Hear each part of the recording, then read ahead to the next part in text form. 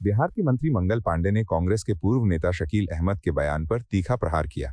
उन्होंने कहा कि कांग्रेस पार्टी हमेशा से एक अनडेमोक्रेटिक पार्टी रही है। पांडे ने आरोप लगाया कि जैसे राजा महाराजा राज करते थे वैसे ही कांग्रेस को सोनिया गांधी का परिवार राहुल गांधी और प्रियंका गांधी चला रहे हैं।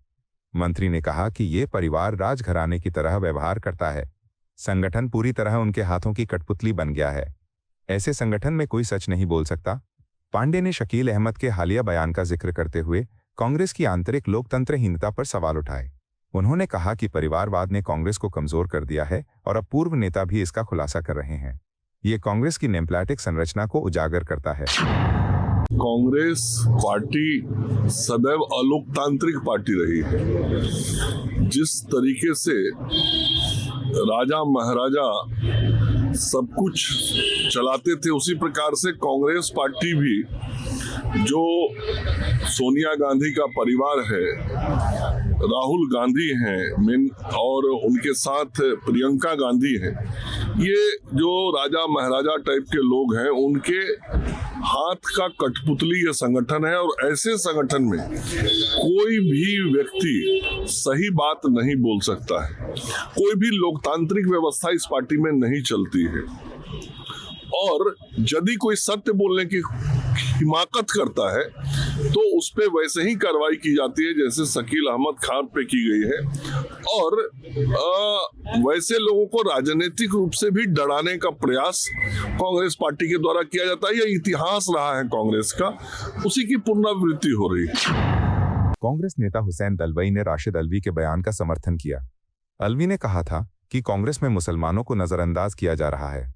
दलवाई ने कहा, मैं उनके बयान से पूरी तरह सहमत हूं। दलवाई ने कहा कि उन्होंने हमेशा कहा है कि मुसलमानों पर इतने बड़े पैमाने पर हमले हो रहे हैं, हर दिन उन्हें बेइज्जत किया जा रहा है। उन्होंने कहा कि कांग्रेस को इसके खिलाफ मजबूती से खड़ा होना चाहिए, लेकिन दलवाई ने अफसोस जताया कि कांग्रेस और दूसरी सेक्युलर पार्टियों में ऐसा नहीं हो रहा। उन्होंने कहा कि मुसलमानों की स्थिति बदतर होती जा रही है और पार्टी को अपनी जिम्मेदारी निभानी चाहिए। ये बयान कांग्रेस की आंतरिक राजनीति और मुस्लिम वोट बैंक पर बहस को तेज कर सकता है। ये बिल्कुल मैं सहमत हूँ। ये तो मैं हमेशा कहता हूँ कि मुसलमानों के ऊपर इतने बड़े पैमाने पे हमले हो रहे हैं, हर दिन उनके खिलाफ बोला जा रहा है, उनका अपमान किया जा रहा है, उसके बारे में कांग्रेस पार्टी ने डट के जो खड़ा रहना चाहिए, कांग्रेस और सेक्युलर सारी पार्टी ने, वो हो नहीं रहा है। मेरे ख्याल से ये बिल्कुल गलत बात है। इसीलिए यहाँ महाराष्ट्र में देखिए ना, मुसलमान MIM की तरफ क्यों जाता है? मुंबई जैसे बड़े शहर में हमेशा कांग्रेस के साथ मुसलमान रहा, वह 8 सीटें उनकी चुन के आती है कारपोरेशन में। इसका मतलब क्या है? महाराष्ट्र में कई जगह वो चुन के आए। क्यों? मुसलमानों को मैं ये कहूँगा कि आप सेक्युलर पार्टी के साथ ही रहना चाहिए, वहाँ जाके कोई फायदा नहीं। वो बी टीम है बीजेपी की और वो उचकाएगी आपको, फिर उसको हिंदू समाज भी नाराज हो जाएगा और वो भी उसमें इसके जरिए एक बड़े पैमाने पे कम्युनल वातावरण हो जाएगा। इसलिए मुसलमानों ने ये नहीं करना चाहिए। लेकिन मुसलमान गरीब है, उसको समझ में नहीं आता, उनको लगता है कि ये हमारे ये है, हमें ताकत देंगे, हाँ हमें बचाएंगे, ऐसा उनको लगता है, इसलिए वो जाते हैं। ऐसे कांग्रेस पार्टी ने उनके साथ जो खड़ा रहना चाहिए, ये होता नहीं, ये सही बात है। कांग्रेस के पूर्व नेता शकील अहमद ने राहुल गांधी के राजनीतिक भविष्य पर बड़ा बयान दिया। उन्होंने कहा, राहुल गांधी का पॉलिटिकल करियर मोदी जी पर निर्भर करता है। अहमद ने कहा कि अगर मोदी जी अनपॉपुलर हो गए तो राहुल गांधी पॉपुलर हो जाएंगे। उन्होंने चेतावनी दी कि अगर मोदी जी अनपॉपुलर नहीं हुए तो राहुल गांधी का भविष्य अच्छा नहीं दिखता। यह बयान कांग्रेस में बढ़ती आंतरिक कलह को उजागर करता है। शकील अहमद पहले भी पार्टी नेतृत्व पर सवाल उठा चुके हैं। उन्होंने कहा कि मोदी की लोकप्रियता राहुल की प्रासंगिकता तय करती है। कांग्रेस के कई पूर्व नेता हाल में पार्टी छोड़ चुके हैं। अहमद का यह बयान पार्टी की रणनीति और नेतृत्व पर बहस तेज कर सकता है। भविष्य तो ऊपर वालों के हाथ में है, लेकिन स्थिति बहुत खराब है। स्थिति खराब है। अब वही उनका एक पूंजी है उनकी कि मोदी से लोग नाराज होंगे तो इधर आवेंगे। नंबर 2 तो हम है ये है, एक लड़का घर आया अपने, तो पिताजी को कहा कि पिताजी मैं रेस में सेकंड आया हूँ। तो उसके पिता ने उसको खूब शाबाशी वाबाशी दे दिया। जब ठंडा गया मिठाई उठाई खिला लिया। पूछा बेटा रेस में कितने लोग थे? तो बोला कि बाबू पिताजी दो आदमी थे। तो वही है कि हम 2 से नीचे तो आ ही नहीं सकते हैं भारत में।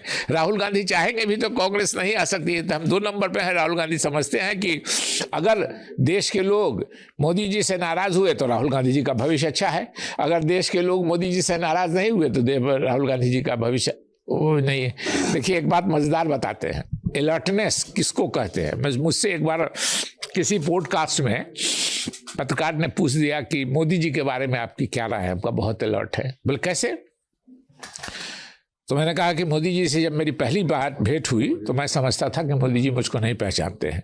तो मैं हाथ मिला के कह रहा हूं कि मैं शकील अहमद, और मोदी जी मुझसे कह रहे हैं कि आप मेरे बारे में बहुत खराब बात बोलते हैं। मैंने कहा मेरा काम ही आपके बारे में खराब बात बोलना। मैं मंत्री भी था, प्रवक्ता भी था और विरोधी दल में थे।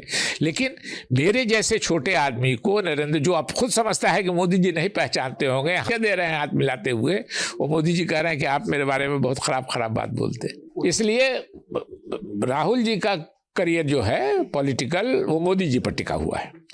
मोदी जी अनपॉपुलर हुए तो राहुल गांधी जी पॉपुलर हो जाएंगे, उधर से इधर आ जाएंगे लोग। मोदी जी अनपॉपुलर नहीं हुए तो राहुल गांधी जी का भविष्य हमको ठीक नहीं लगता। प्रधानमंत्री नरेंद्र मोदी ने हाल के फ्री ट्रेड एग्रीमेंट पर कहा कि इससे ट्रेड और ग्लोबल सप्लाई चेन दोनों मजबूत होंगे। उन्होंने भारत के युवाओं और सभी नागरिकों को बधाई दी। मोदी ने कहा कि textile, James and jewellery, leather और फुटवेयर जैसे सेक्टरों से जुड़े सभी लोगों को भी बधाई। उन्होंने बताया कि ये एग्रीमेंट उनके लिए बहुत मददगार साबित होगा। प्रधानमंत्री ने जोर दिया कि ये समझौता हर बिजनेस और इन्वेस्टर के लिए भारत में दुनिया का भरोसा और मजबूत करेगा। ये भारत की आर्थिक प्रगति को नई गति देगा। मोदी ने इसे ऐतिहासिक कदम बताते हुए सभी हितधारकों से इसका लाभ उठाने का आह्वान किया। इससे ट्रेड और ग्लोबल सप्लाई चेन दोनों को मजबूती मिलेगी। मैं भारत के नौजवानों को, सभी देशवासियों को इसके लिए बहुत बहुत बधाई देता हूं। मैं textile, James and jewellery, leather and shoes ऐसे हर सेक्टर से जुड़े साथियों को भी बधाई देता हूं। ये समझौता आपके लिए बहुत सहायक सिद्ध होगा। साथियों, इस ट्रेड डील से भारत में मैन्युफैक्चरिंग को तो बल मिलेगा ही, साथ ही सर्विसेज से जुड़े सेक्टर का भी और अधिक विस्तार होगा। ये फ्री ट्रेड एग्रीमेंट दुनिया के हर बिजनेस, हर इन्वेस्टर के लिए भारत पर कॉन्फिडेंस को और मजबूत करेगा।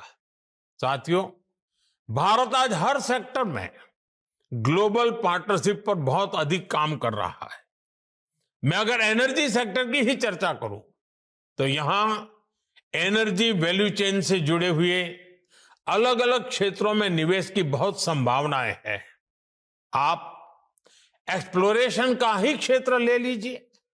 भारत ने अपने एक्सप्लोरेशन सेक्टर को काफी ओपन कर दिया है। आपको हमारे डीप सी एक्सप्लोरेशन से जुड़े समुद्र मंथन मिशन की भी जानकारी है। हम इस दशक के अंत तक अपने ऑयल एंड गैस सेक्टर में इन्वेस्टमेंट को $100 बिलियन तक ले जाने का प्रयास कर रहे हैं। बिहार के मंत्री दिलीप जायसवाल ने पाकिस्तान की साजिशों पर कड़ा प्रहार किया है। उन्होंने कहा कि पाकिस्तान अपने बुरे इरादों से हमारे खुशहाल और बढ़ते भारत को परेशान व अस्थिर करने की कोशिश कर रहा है, लेकिन वो कभी कामयाब नहीं होगा। जायसवाल ने कहा कि भारत के 140 करोड़ लोगों के चेहरों पर मुस्कान है। उन्होंने तुलना की कि जहां दुनिया के कई हिस्सों में लोग जिंदा रहने के लिए संघर्ष कर रहे हैं, वहीं भारत के लोग व्हाट्सएप और फेसबुक पर मनोरंजन का पूरा मजा ले रहे हैं। मंत्री ने भारत की प्रगति और जनता की खुशहाली पर जोर दिया। उन्होंने पाकिस्तान को चेतावनी दी कि भारत की एकजुटता और विकास की रफ्तार को कोई रोक नहीं सकता। ये बयान भारत पाक तनाव के बीच देश की मजबूती को रेखांकित करता है। देखिए, जिस तरह से पाकिस्तान के नापाक इरादे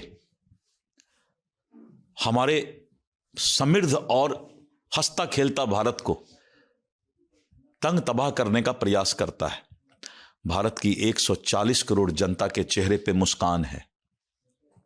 जहां पूरे दुनिया में लोग लड़ मर रहे हैं, वहीं पर भारत के लोग व्हाट्सएप और फेसबुक पर अपना एंटरटेनमेंट भी कर रहे हैं।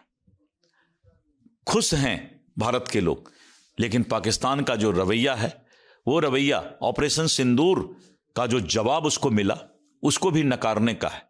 और उससे भी दुखद बात यह है कि इसी देश के नेता कांग्रेसी लोग अपने ही सुरक्षा एजेंसी पर सवाल उठाए थे, और जब भारत ने पूरे दुनिया को दिखाया कि ऑपरेशन सिंदूर कैसे हुआ, पूरे दुनिया के अंदर हम चौथी आज शक्ति बन चुके हैं, रक्षा की और सुरक्षा शक्ति बन चुके हैं, तब जाकर पाकिस्तान का पूरे दुनिया के अंदर जो है आज छिछला लेदर हो रहा है। राष्ट्रीय प्रवक्ता राजीव रंजन प्रसाद ने कांग्रेस पर निशाना साधा।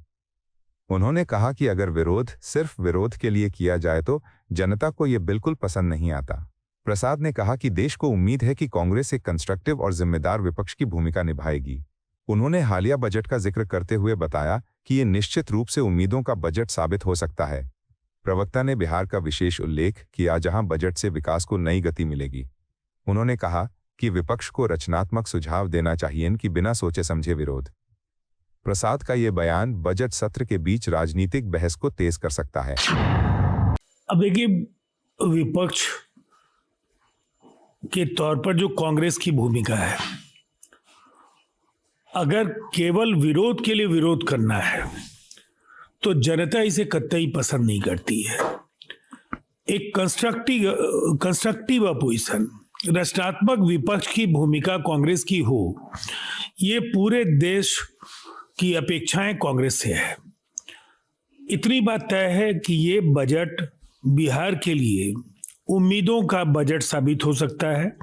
पिछले 2 बजट में बिहार को कुछ बड़े उपहार मिले हैं, और जो पूर्वी भारत को लेकर, विशेषकर बिहार को लेकर प्रधानमंत्री नरेंद्र मोदी जी का जो संकल्प है, जो उनकी दृष्टि है, वो एक बार फिर इस बजट में दिखे, इसकी अपेक्षाएं बिहार के 14 करोड़ लोग करते हैं। बीजेपी नेता गौरव वल्लभ ने पद्म अवार्ड्स पर राजनीति करने वालों को फटकार लगाई। उन्होंने कहा कि पॉलिटिकल आइडियोलॉजी, पॉलिटिकल इंटरेस्ट और पर्सनल फायदे से ऊपर उठकर जिन्होंने लोगों, समाज, देश और राज्य के लिए डेडिकेशन दिखाया है, उन्हें सम्मानित किया जा रहा है। वल्लभ ने कहा कि जिन लोगों ने देश समाज के लिए कुछ किया है, उन्हें पद्म अवार्ड मिलना चाहिए। चाहे एंटरटेनमेंट हो या पॉलिटिक्स, इस पर राजनीति करना गलत है। उन्होंने जोर दिया कि ये सम्मान योग्य व्यक्तियों को समर्पित हैं। बीजेपी नेता ने कहा कि ऐसे अवार्ड्स को राजनीतिक चश्मे से नहीं देखना चाहिए। यह बयान विपक्ष के आलोचनाओं के जवाब में आया है। वल्लभ ने सभी से राष्ट्रहित को प्राथमिकता देने का आह्वान किया। देखिए, मैंने बताया कि राजनीतिक विचारों से ऊपर उठकर, राजनीतिक गुणा भाग लाभ हानि से ऊपर उठकर जनता, समाज, देश, राज्य के प्रति समर्पण रखने वाले, जिन्होंने जनता, देश, समाज के लिए कुछ किया है, भले वो मनोरंजन के क्षेत्र में अलका याग्निक हो और माधवन हो, क्या इन लोगों को पद्म अवार्ड नहीं मिलना चाहिए? क्या कांग्रेस ये मानती है क्या? मुझे लगता है हर चीज का राजनीतिकरण करना गलत होता है।